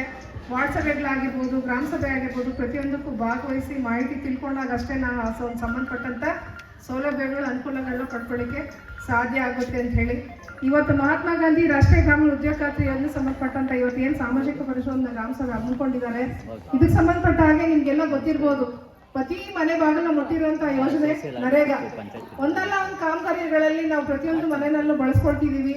ಕೈತೋಟ ಇರ್ಬೋದು, ಬಚ್ಚಲಗುಂಡಿ ಇರ್ಬೋದು, ಶೌಚಾಲಯ ಇರ್ಬೋದು, ಮನೆ ಕಾಮಗಾರಿ ಆಗಿರ್ಬೋದು, ದನದ ಕೊಟ್ಟಿಗೆ, ಕುರಿ ಕೋಳಿ ಶೆಡ್ ಆಗಿರ್ಬೋದು, ಅಥವಾ ಇದಕ್ಕೆ ಸಂಬಂಧಪಟ್ಟಂತ ಇಲಾಖೆಗಳಿಗೆ ಸಂಬಂಧಪಟ್ಟಂತ ಆರ್ಟಿಕಲ್ಚರು, ಸಿರಿಕಲ್ಚರು, ಅಗ್ರಿಕಲ್ಚರ್, ಆರ್ಟಿಕಲ್ಚರು, ಫಾರೆಸ್ಟು, ಮೀನುಗಾರಿಕೆ, ಫಿಶರಿಂಗ್ ಇಲಾಖೆ, PRD ಸಂಬಂಧಪಟ್ಟಂತ ಎಲ್ಲ 6 ಇಲಾಖೆಗಳಿಗೆ ಸಂಬಂಧಪಟ್ಟಂತ ಏನೆಲ್ಲ ಸೌಲಭ್ಯಗಳಿದೆ ಇದನ್ನೆಲ್ಲ ನಾವು ಉಚಿತವಾಗಿ ಪಡ್ಕೊಳ್ಳೋಂಥದ್ದು. ನಾವು ಒಂದೇ ಒಂದು ನಯಾ ಪೈಸೆ ಖರ್ಚು ಮಾಡ್ದಂಗೆ ಅಥವಾ ತಗೊಳ್ಳೋಂಥ ಸೌಲಭ್ಯಗಳಿಗೆ ಸಂಬಂಧಪಟ್ಟಾಗೆ ₹1 ನಾವು ವಾಪಸ್ ಕರೆದ ಹಾಗೆ ಬರೋಂಥ ಅನುಕೂಲಗಳನ್ನ ಆರ್ಥಿಕವಾಗಿ ನಾವು ಅದನ್ನು ಡೆವಲಪ್ ಮಾಡಿಕೊಂಡು ನಮ್ಮ ಕುಟುಂಬಗಳನ್ನ ಅನುಕೂಲ ಮಾಡ್ಕೊಳ್ಳೋಂಥದ್ದು ಈ ಯೋಜನೆ ಸಂಬಂಧಪಟ್ಟಿದ್ದು. ಇದು ಯೋಜನೆ ಸಂಬಂಧಪಟ್ಟಿದ್ದು ಇದು ಬೇಡಿಕೆ ಆಧಾರವಾಗಿರೋಂಥ ಯೋಜನೆ. ಕೂಲಿ ಕಾರ್ಮಿಕರು ಬಂದು ಯೋಜನೆ ಅಂದರೆ ಜಾಬ್ ಕಾರ್ಡ್ ಪಡ್ಕೊಂಡಿರೋಂಥ ಕೂಲಿ ಕಾರ್ಮಿಕರು ಕುಟುಂಬಕ್ಕೆ ಸಂಬಂಧಪಟ್ಟ ಹಾಗೆ ಗ್ರಾಮ ಪಂಚಾಯತಿಗೆ ಬಂದು ನಾನು ಕೆಲಸ ಮಾಡ್ಕೊಳ್ತೀನಿ ಅಥವಾ ನನ್ನ ವೈಯಕ್ತಿಕವಾಗಿ ಕೆಲಸ ಮಾಡ್ಕೊಳ್ತೀನಿ ಅಥವಾ ನಾನು ಇದರಲ್ಲಿ ಕೂಲಿನಲ್ಲಿ ಭಾಗವಹಿಸಿ ನಾನು ಕೆಲಸ ಮಾಡ್ತೀನಿ ಅನ್ನೋಂಥವ್ರಿಗೆ ಕಡ್ಡಾಯವಾಗಿ ಸಿಗುವಂಥ ಸೌಲಭ್ಯ. ನನಗೆ ಕೂಲಿ ಪ್ರತಿ ದಿನಕ್ಕೆ ಸಂಬಂಧಪಟ್ಟಾಗೆ ₹316 ಈ ಅವಧಿಗಿದೆ. 2024 ಅವಧಿಯಲ್ಲಿ ₹316 ಪ್ರತಿದಿನ. ಅದು ನಾವು ಅಕುಶಲ ಕೂಲಿ, ನನ್ನ ದೇಹನ ದಂಡಿಸಿ ನಾನು ಕೆಲಸ ಮಾಡ್ತೀನಿ ಅಂತ ಬಂದರೆ ₹316 ಕೂಲಿ ಹಣ ಕೊಡಲಿಕ್ಕೆ ಅವಕಾಶ ಇರುವಂಥದ್ದು. ಇದರಲ್ಲಿ ಅಂಗವಿಕಲರಿಗೆ ಮತ್ತು ಹಿರಿಯ ನಾಗರಿಕರಿಗೆ ಒಂದು ಅವಕಾಶ ಇದೆ. ₹316 ಕೊಡುವಂಥ ಹಣ ಸಂಬಂಧಪಟ್ಟಾಗೆ ಒಂದು ಕ್ಯೂಬಿಕ್ ಅಂತೇಳಿ ಒಂದು ಮೀಟ್ರ್ ಉದ್ದ ಆಗಲ ಆಳ ಹೊಡೆದ್ರೆ ಗುಂಡಿ ತೆಗೆದ್ರೆ ಏನು ಹಣ ಇದೆ ಇದರಲ್ಲಿ ಅವ್ರಿಗೆ ಅನುಕೂಲ ಇದೆ. ಅರ್ಧದಷ್ಟು ಕೆಲಸ ಮಾಡಿದ್ರೆ ಸಾಕು, ಪೂರ್ತಿ ಹಣ ಕೊಡಲಿಕ್ಕೆ ನಮ್ಮ ನರೇಗಾದಲ್ಲಿ ಅವಕಾಶ ಇದೆ. ಒಂದು ಅದ್ಭುತವಾದ ಒಂದು ಯೋಜನೆ ಇದು. ಇದು ಸಂಬಂಧಪಟ್ಟ ಹಾಗೆ ಸಾಕಷ್ಟು ಸೌಲಭ್ಯಗಳು ಕೂಡ ಇದ್ದಾವೆ. ನಮಗೇನಾದರೂ ಪೆಟ್ಟಾದರೆ, ಏಟಾದರೆ, ಆಕಸ್ಮಿಕವಾಗಿ ಮರಣ ಹೊಂದಿದ್ರೆ ಇದಕ್ಕೆ ಸಂಬಂಧಪಟ್ಟಂಥ ಯೋಜನೆ ಪೂರ್ಣವಾಗಿ ನಮಗೆ ಅವಕಾಶ ಕೊಟ್ಟಿದ್ದಾರೆ. ಏನು ಅಂದರೆ ಸ್ವಸ್ಥ ಯೋಜನೆ ಸಂಬಂಧಪಟ್ಟಂಥ ವಿಮಾ ಹಣ ಏನಿದೆ ₹2,00,000 ಆ ಕುಟುಂಬಕ್ಕೆ ಪರಿಹಾರವಾಗಿ ಕೊಡಲಿಕ್ಕಿದೆ. ಅಂದರೆ ನಾನು ಕೆಲಸ ಮಾಡೋ ಸಂದರ್ಭಗಳಲ್ಲಿ ಏನಾದರೂ ಮರಣ ಹೊಂದಿದ್ರೆ, ಆ ಕೆಲಸ ಮಾಡ್ತಾ ಇದ್ದೀನಿ, NMR ನನ್ನ ಹೆಸರಿದೆ, ಆ ಸಂದರ್ಭ NMR ಪಟ್ಟಿನಲ್ಲಿ ನಾನು ಈ ಒಂದು ಅವಧಿ ನಾನು ಕೆಲಸ ಮಾಡ್ತಿದ್ದೆ ಅಂದಾಗ ಆ ಕುಟುಂಬದ ಸದಸ್ಯರಿಗೆ ಸಂಬಂಧಪಟ್ಟಾಗ ಈ ಹಣ ಕೊಡಲಿಕ್ಕೆ ಅವಕಾಶ ಇದೆ. ಮತ್ತು ಕೆಲಸ ಮಾಡೋ ಸಂದರ್ಭಗಳೇನಾದರೂ ಪೆಟ್ಟಾದರೆ ಉಚಿತವಾಗಿ ಚಿಕಿತ್ಸೆ ಕೊಡಿಸ್ಲಿಕ್ಕೂ ಕೊಡಲಿಕ್ಕೂ ಕೂಡ ಅವಕಾಶ ಇದೆ. ಮತ್ತೆ ಇದ್ರ ಸಂಬಂಧಪಟ್ಟ ಹಾಗೆ ನಾವೆಲ್ಲ ಏನು ಈ ಕಾಮಗಾರಿಗಳನ್ನ ಅನುಷ್ಠಾನ ಮಾಡ್ಕೊಳ್ತಾ ಇದ್ದೀವಿ. ಯಥೇಚ್ಛವಾಗಿ ಇತ್ತೀಚೆಗೆ ಪ್ರತಿ ಒಂದು ಜಮೀನುಗಳಲ್ಲಿ ನೋಡ್ಬೋದು, ಅದ್ಭುತವಾಗಿ ತೋಟಗಾರಿಕೆ ಇಲಾಖೆ, ರೇಷ್ಮೆ ಇಲಾಖೆ ಅಂತ ನಮ್ಮ ಕನಕಪುರದಲ್ಲಿ ಅಂತ ಯಥೇಚ್ಛವಾಗಿ ಬಳಕೆ ಆಗ್ತಿದೆ. ತೋಟಗಾರಿಕೆ ಇಲಾಖೆ ಅಂತ ಒಂದಲ್ಲ ಒಂದು ಕಾಮಗಾರಿಗಳು, 1 ಎಕರೆ ಭೂಮಿ ಇತ್ತು ಅಂದರೆ ಅಥವಾ 10 ಗುಂಟೆ ಭೂಮಿ ಇದ್ರೂ ಸಾಕು, ಒಂದು ವಿಳೆದೆಲೆ ಹಾಕೊಡುವಂಥದ್ದು ಅಥವಾ ಒಂದು ಏನು ಬೆಣ್ಣೆ ಹಣ್ಣು ಅಂತ ಹೇಳ್ತೀವಿ, ಅದು ಸಂಬಂಧಪಟ್ಟ ಹಾಗೆ ಇವತ್ತು ಹೊಸದಾಗಿ ಇದು ಕೊಟ್ಟಿದ್ದಾರೆ, ಏನು ಹಲಸು ಹಾಕೊಳ್ಬೋದು, ತೆಂಗು, ಸೀಬೆ, ಸಪೋಟ, ದಾಳಿಂಬೆ, ನುಗ್ಗೆ, ಒಂದಲ್ಲ ಈತ ಎಲ್ಲ ತೋಟಗಾರಿಕೆ ಬೆಳೆಗಳಿಗೂ ಕೊಡ್ಲಿಕ್ಕೆ ಉಚಿತವಾಗಿ ಅವಕಾಶ ಇದೆ. ಎಲ್ಲ ಹೂವಿನ ಗಿಡಗಳನ್ನ ಹಾಕೊಳ್ಬೋದು, ಗುಲಾಬಿ ಹಾಕ್ಬೋದು, ಮಲ್ಲಿಗೆ ಹಾಕ್ಬೋದು, ಕಾಕಡ ಹಾಕ್ಬೋದು, ಕನಕಾಂಬರ ಹಾಕ್ಬೋದು, ಎಲ್ಲನೂ ಕೂಡ ನೀವು ಉಚಿತವಾಗಿ ಹಾಕೊಂಡು ಅದು ಬರುವಂಥ ಆರ್ಥಿಕವಾಗಿ ನೀವು ಬಳಸ್ಕೊಳ್ಳಿಕ್ಕೆ ಅವಕಾಶ ಇದೆ. ಮತ್ತು ಸಮುದಾಯ ಕಾಮಗಾರಿಗಳು ನಿಮ್ಗೆ ಈಗಾಗಲೇ ಗೊತ್ತಾಗಿರ್ಬೋದು, ಎಲ್ಲ ಕಾಮಗಾರಿಗಳಿಗಾಗಿ ಸಾಕಷ್ಟು ಬಳಸ್ಕೊಂಬಿಟ್ಟಿದ್ದೀವಿ ನಾವು. ಅದ್ಭುತವಾಗಿ ಎಲ್ಲ ಕೆರೆ ಹೂಳುಗಳನ್ನ ಹೂಳು ತೆಗೆದು ಸಮೃದ್ಧವಾಗಿ ರಿವೀಟ್ಮೆಂಟ್ಗಳು ಕಟ್ಕೊಂಡಿದ್ದಾರೆ. ಚೆಕ್ ಡ್ಯಾಮ್ಗಳು, ಸಾವಿರಾರು ಚೆಕ್ ಡ್ಯಾಮ್ಗಳು ಇವತ್ತು ನಮ್ಮ ಗ್ರಾಮ ಪಂಚಾಯತಿ ಮಟ್ಟಗಳಿಂದ ತಾಲೂಕು ಮಟ್ಟದಲ್ಲಿ ಇವತ್ತು ಇಡೀ ರಾಜ್ಯಕ್ಕೆ ನಮ್ಮಲ್ಲಿ ಅತಿ ಹೆಚ್ಚು ಚೆಕ್ ಡ್ಯಾಮ್ಗಳಾಗಿರುವಂಥದ್ದು. ಮತ್ತು ಪ್ರತಿಯೊಂದು ನಾಲೆಗಳಿದ್ರೆ ಅದನ್ನು ನಾಲೆ ಹೂಳು ತೆಗೆದು ರಿವೀಟ್ಮೆಂಟ್ಗಳು ಮಾಡಿ ಸಮೃದ್ಧವಾಗಿ ನೀರು ಸರಾಗವಾಗಿ ಕೆರೆ, ಕಟ್ಟೆ, ಕಾಲುವೆಗಳಿಗೆ ಹಾಕೊಂಡು ಹೋಗ್ಲಿಕ್ಕೆ ಅವಕಾಶ ಮಾಡಿಕೊಟ್ಟಿದ್ದಾರೆ. ಸ್ಮಶಾನಗಳ ಅಭಿವೃದ್ಧಿ ಮಾಡಿದ್ದಾರೆ, ಗೋಕಟ್ಟೆಗಳ ನಿರ್ಮಾಣ ಮಾಡಿದ್ದಾರೆ.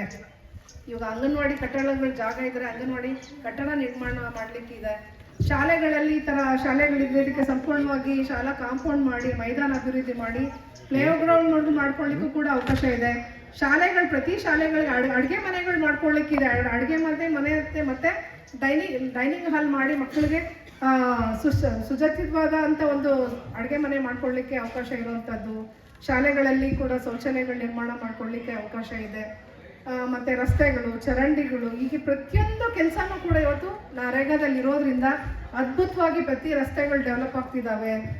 ನಾವು ಕುಡಿಯುವಂಥ ನೀರಿಗೆ ಇವತ್ತು ಬೇರೆ ಬೇರೆ ಜಿಲ್ಲೆಗಳಲ್ಲಿ, ಬೇರೆ ತಾಲೂಕುಗಳಲ್ಲಿ ಇರುವಂಥ ಒಂದು ಕೊರತೆ ಇವತ್ತು ನಮ್ಮಲ್ಲಿಲ್ಲ.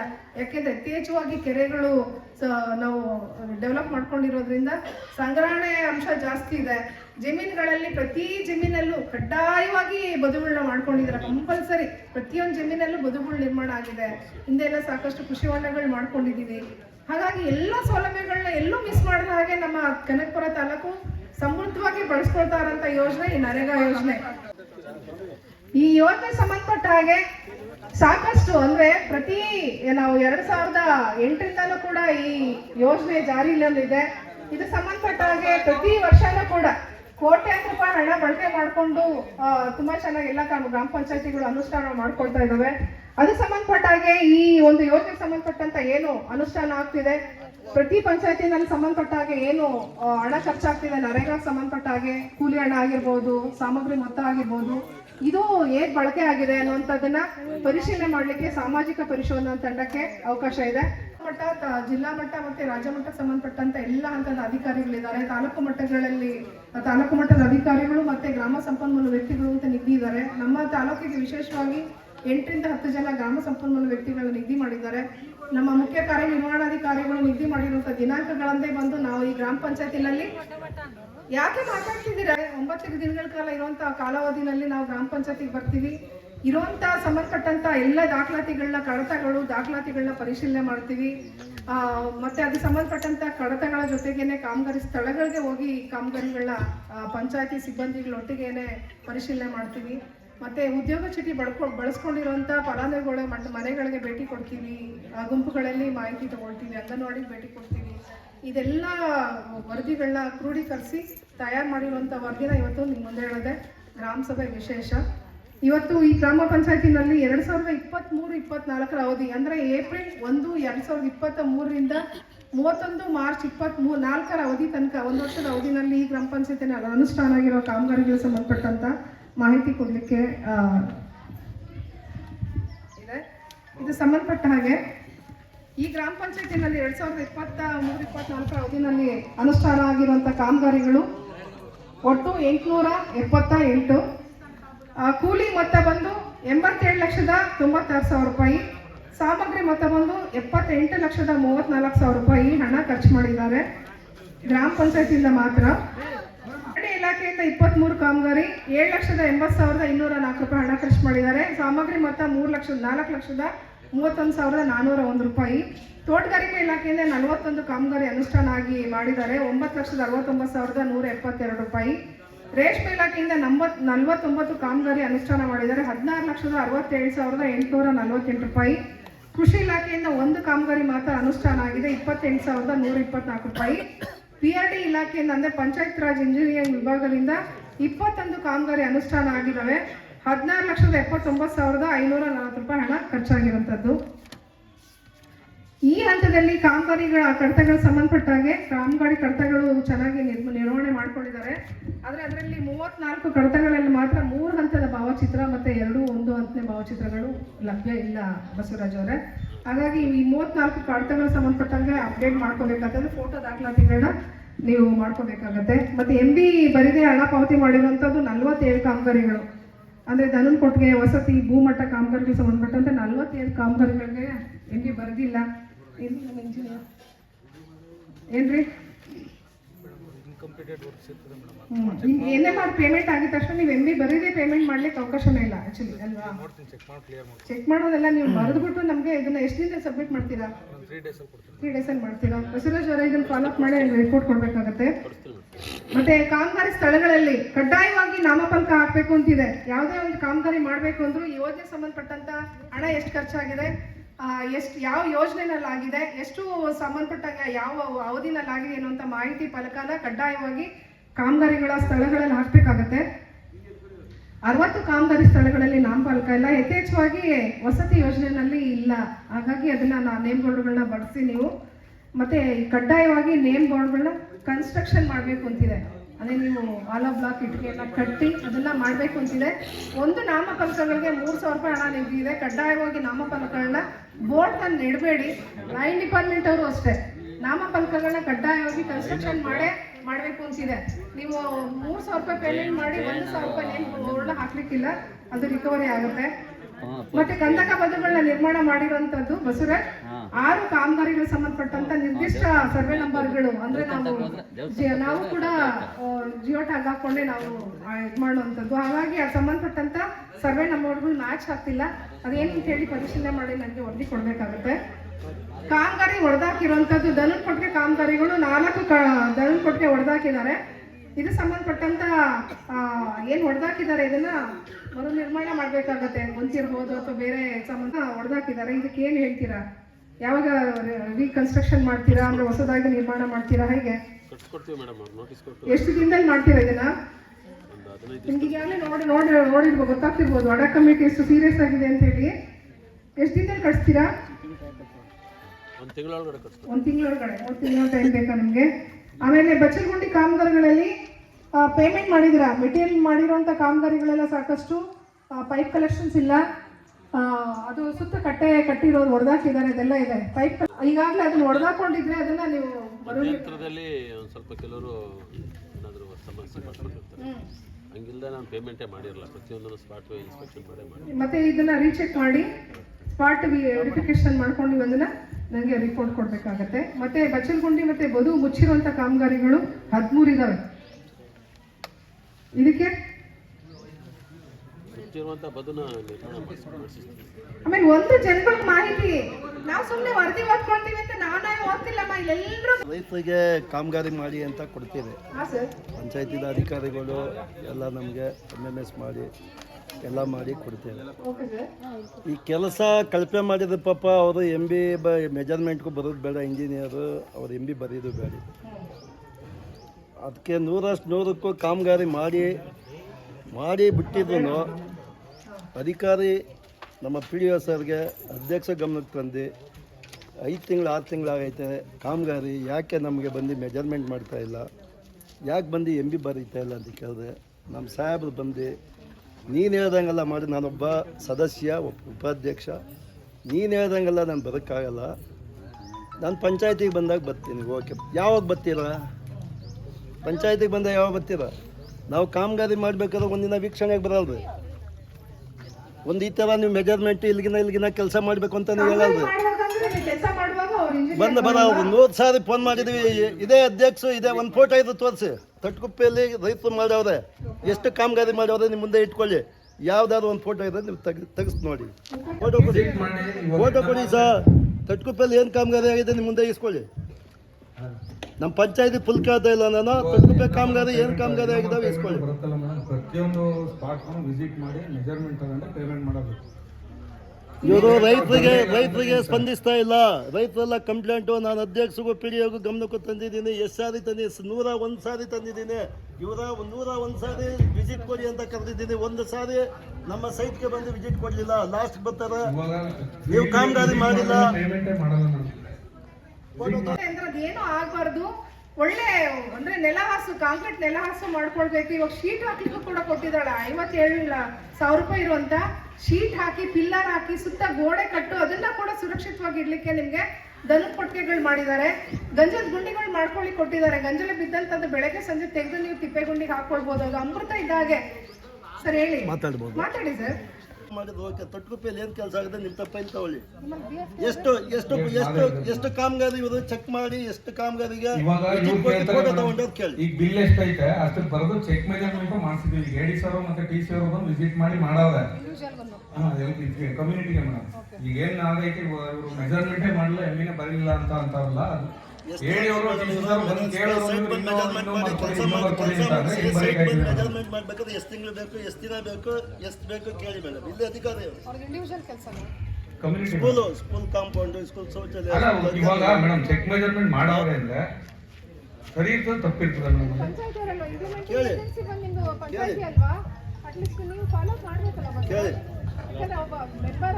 ಕಮ್ಯುನಿಟಿಗೆ ಸಂಬಂಧಪಟ್ಟಂತ ಬಂದು ಇಲ್ಲಿ ಗುತ್ತಿಗೆ ಮತ್ತೆ ಯಂತ್ರ ಬಳಕೆ ಅನ್ನೋದು ಒಂದು ನಿರ್ಮಾಣ, ಮೇಕೆ ಸೆಡ್ಡು, ದನಿನ್ ಕೊಟ್ಟಿಗೆ, ಕೋಳಿ ಸೆಡ್ಡು.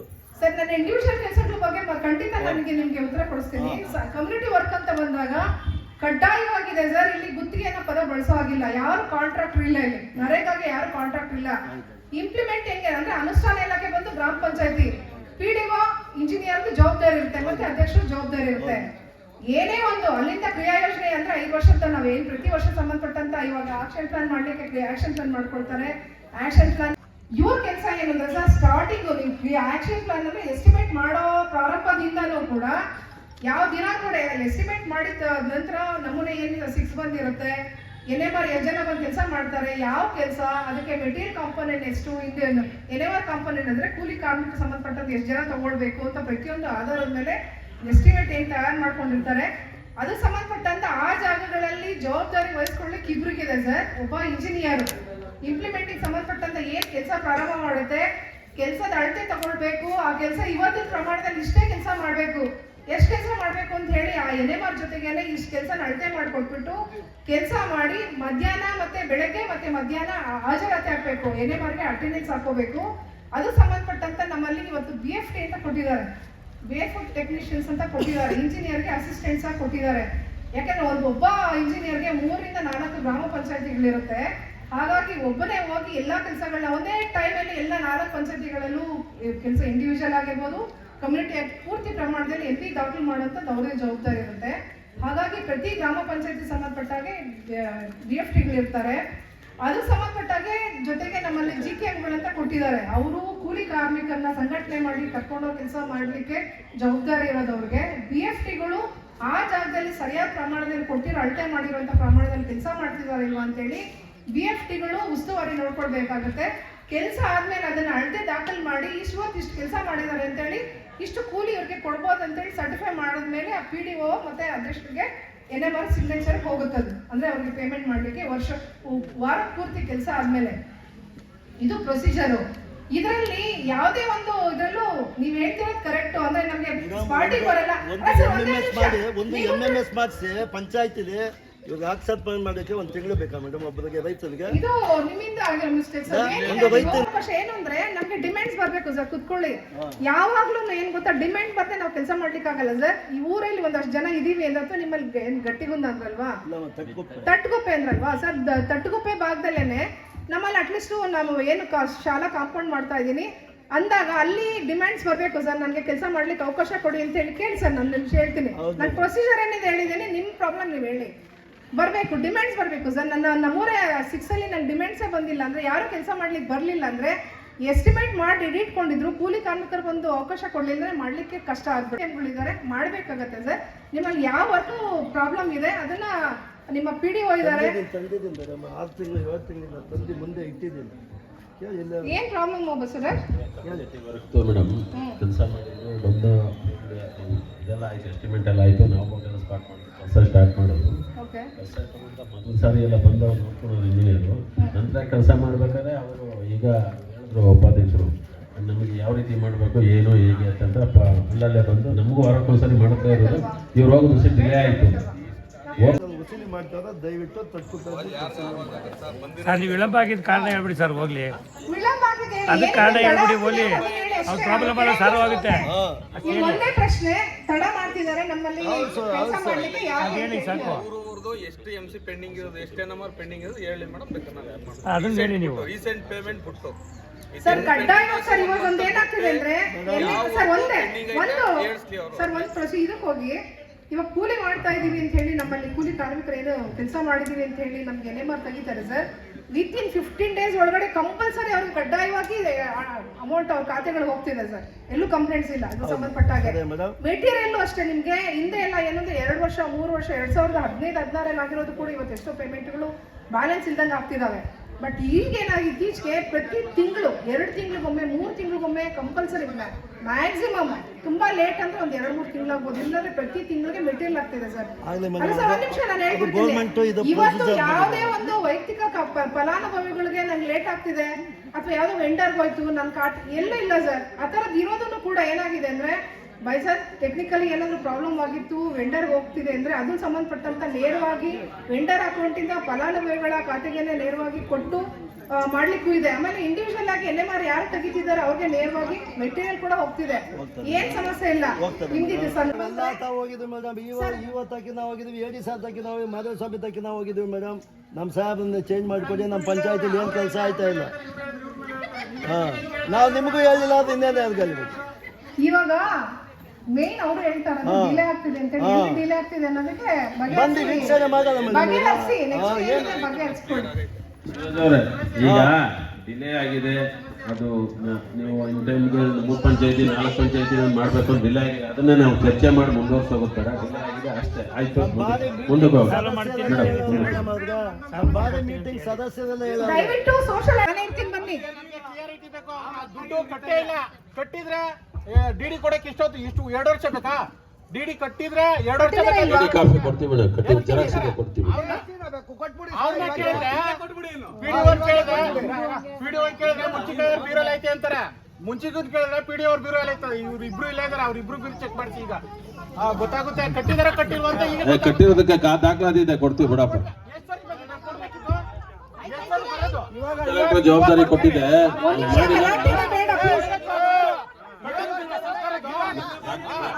ಕೊಡ್ತೀನಿ ಬಿಡಪ್ಪ. ಸರ್ಕಾರಿ ನೌಕರರಿಗೆ ನಾವಿರೋರು ಸುಮಾರು ದುಡ್ಡು ಕಟ್ಟಿದ್ವಿ, ಅವ್ರಿಗೆ ಯಾರಿಗೂ ಕೊಟ್ಟಿಲ್ಲ. ಅವರು ಇದಾರೆ, ಬಿಲ್ಲೇ ಕೊಟ್ಟಿಲ್ಲ. ಅವರು ದುಡ್ಡು ಏನ್ ಮಾಡಿದ್ರು? ಅವರು ಇದೇ ತರ ವ್ಯವಹಾರ ಮಾಡ್ತಾ ಇರೋದಿಲ್ಲ ಪಂಚಾಯತ್. ಒಂದ್ ನಿಮಿಷ ಕೇಳಿ, 2 ವರ್ಷ ಬೇಕಾ? 2 ವರ್ಷ ಒಂದ್ ಬಿಲ್ ಕಟ್ಟಕ್ಕೆ 2 ವರ್ಷ. ಇವಾಗ ಸಭೆ ಆಗ್ಲಿ, ಸಭೆ ಆದ್ಮೇಲೆ ಗ್ರಾಮ ಪಂಚಾಯತಿ ಹೋಗೋಣ. ಅವ್ರು ಏನ್ ಡಾಕ್ಯುಮೆಂಟ್ಸ್ ಕೊಟ್ಟಿದ್ದಾರೆ ಅಂತ ಹೇಳ್ತಾರೆ, ನಾನು ಅವ್ರು ಕಟ್ಟಿಲ್ಲ ಅಂದ್ರೆ ಅವ್ರ ಮೇಲೆ ಇಮಿಡಿಯೇಟ್ ಆಕ್ಷನ್ ಖಂಡಿತ ಬರೆಯೋಣಪ್ಪ, ಖಂಡಿತ ಬರೆಯೋಣ. ಪರಿಹಾರ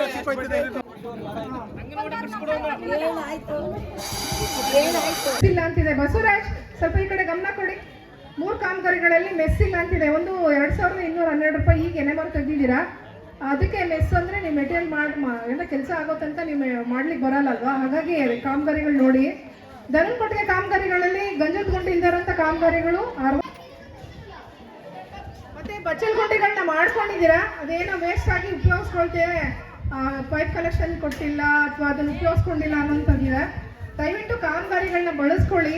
ಯಾವುದೇ ಒಂದು ಕಾಮಗಾರಿಗಳ ಸಂಬಂಧಪಟ್ಟ ಹಾಗೆ ನಾನು ನಿಮ್ಗೆ ಅವಾಗಲೇ ಹೇಳ್ತಾ ಹೋದೆ, ಅರ್ಧಕ್ಕೆ ನಿಲ್ಲಿಸಿದೆ. ದಯವಿಟ್ಟು ಒಂದು ಕೇಳಿಸ್ಕೊಳ್ಳಿ. ನರೇಗಾ ನನ್ನ ಯೋಜನೆ, ಸರ್ಕಾರದ ಒಂದು ನಯಾ ಪೈಸೆ ಕೂಡ ನನಗೆ ದುಡ್ಡು. ನಾನು ಕಟ್ಟೋ ಟ್ಯಾಕ್ಸ್ಗಳ ಮುಖಾಂತರನೋ ಈ ಥರ ಮೂಲಗಳಿಂದ ಕಟ್ಟೋ ಹಣ ನನಗೆ ಆರ್ಥಿಕವಾಗಿ ಅಭಿವೃದ್ಧಿ ಆಗಲಿ ಅಂತ ಕೊಡೋ ಸರ್ಕಾರ. ಆದರೆ ನನ್ನ ಕಾಮಗಾರಿ ಮಾಡ್ಕೊಂಡ್ಮೇಲೆ ಅದನ್ನು ಹೊಡೆದಾಕೋದು, ಮುಚ್ಚಾಕೋದು, ಹಾಳು ಮಾಡೋಕೆ ನಮ್ಗೆ ನಿಜವಾಗ್ಲೂ ಹಕ್ಕಿಲ್ಲಮ್ಮ. ತುಂಬ ಅವಶ್ಯಕತೆ ಮಾಡಲೇಬೇಕು ಅನ್ನಂದಾಗ ಪರ್ಮಿಷನ್ ತಗೊಂಡು ಮಾಡಿ.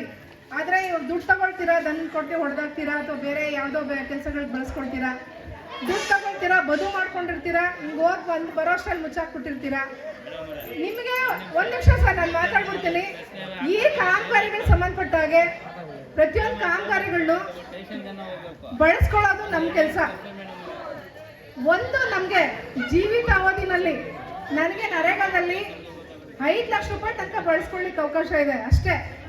ನಾನು ಇವತ್ತೊಂದು ದನದ ಕೊಟ್ಟಿಗೆ ಮಾಡ್ಕೊಳ್ತೀನಿ, ಒಂದು ಕುರಿ ಕೋಳಿ ಶೆಡ್ ಮಾಡ್ಕೊಳ್ತೀನಿ, ಅಥವಾ ಒಂದು ರೇಷ್ಮೆ ಕೆಲಸ ಮಾಡ್ಕೊಳ್ತೀನಿ, ಅಥವಾ ಆರ್ಟಿಕಲ್ಚರ್ ಸಂಬಂಧಪಟ್ಟಾಗೆ ಒಂದು 2 ಲಕ್ಷ ಇದೆ, ಒಂದು ಗುಲಾಬಿ ಬೆಳೆ ಹಾಕೊಂಡ್ಬಿಡ್ತೀನಿ, 5 ಲಕ್ಷ ಮುಗ್ದೋಯ್ತು. ನೆಕ್ಸ್ಟ್ ತುಂಬ ನನಗೆ ಅಗತ್ಯ ಇದೆ, ಒಂದು ಮನೆ ಕಟ್ಕೊತೀನಿ ಅಥವಾ ಇನ್ನೊಂದೇನೋ ಕೆಲಸ ಮಾಡ್ಕೊಳ್ತೀನಿ ಅಂದರೆ ನರೇಗಾದಲ್ಲಿ ಮತ್ತೆ ಮಾಡ್ಕೊಳ್ಳಿಕ್ಕೆ ಅವಕಾಶ ಇಲ್ಲ. 5 ಲಕ್ಷ ನೀರು ಹೋಗ್ಬಿಟ್ರೆ ನಮಗೆ ಮತ್ತೆ ನರೇಗಾದಲ್ಲಿ ಕೆಲಸಗಳು ಸಿಗಲ್ಲ, ವೈದ್ಯಗಳು ಬಳಸ್ಕೊಳ್ತೀವಿ ಅಂದರೆ. ಹಾಗಾಗಿ ನನಗೆ ಅಗತ್ಯ ಇದ್ದರೆ ಜೀವಿತಾವಧಿಯಲ್ಲಿ 5 ಲಕ್ಷ ಇದೆ ಸರ್. 5